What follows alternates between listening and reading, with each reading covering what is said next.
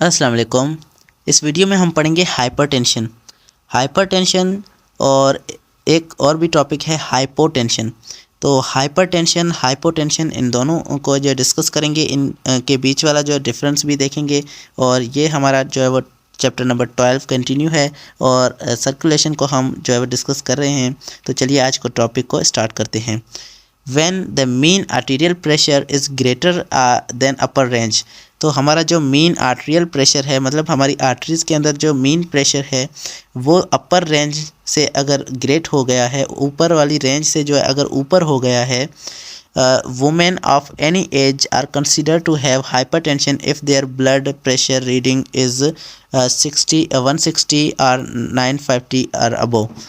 तो एक जो औरत है, एक वुमेन है, जो है वो किसी भी एज की अगर कोई वुमेन है तो उसके अंदर हाइपरटेंशन तब कहलाएगी जब उसका जो ब्लड प्रेशर है वो ऊपर वाला जो सिस्टोलिक प्रेशर है वो 160 हो जाए और नीचे वाला जो 95 हो जाए, या इससे अगर ऊपर हो जाए।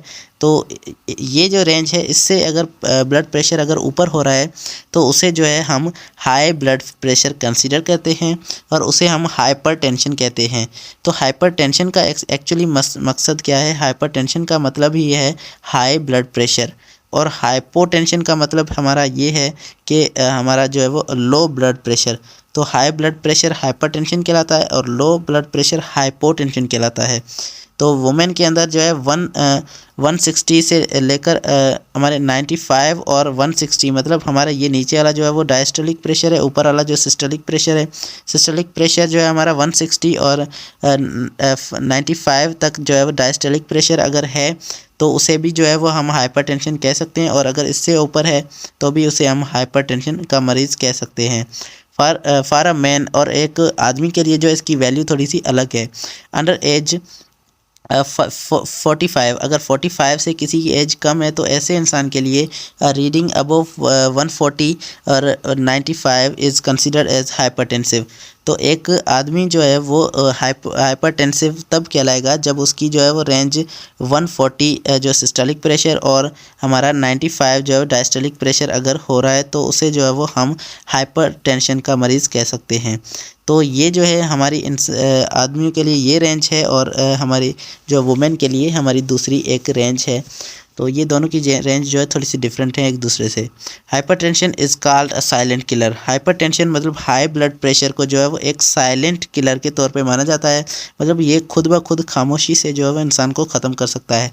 Because of the effective individual may show no outwards symptoms until the stroke of the heart occurs. तो एक इंडिविजुअल के अंदर इसके कोई भी हमें सिम्टम्स नहीं मिलते, कोई भी निशानियां नहीं मिलती जबकि कोई हार्ट अटैक ना आ जाए।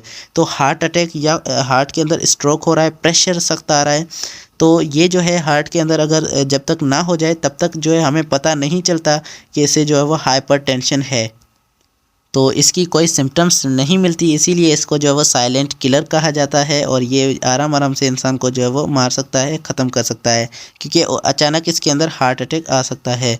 Several factors such as heredity and higher intake of salts, diet, smoking, obesity, disorders of kidney, adrenal gland are possible for hypertension।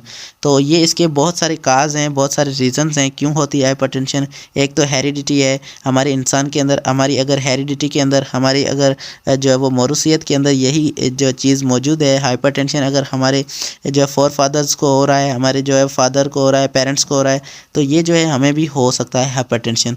उसके बाद अगर हम ज़्यादा डाइट के अंदर ज़्यादा साल्ट खा रहे हैं, नमक ज़्यादा खा रहे हैं, तो भी हमें जो है वो हाइपरटेंशन हो सकता है। उसके बाद जो है स्मोकिंग, अगर हम स्मोकिंग कर रहे हैं तो भी हाइपरटेंशन हो सकता है।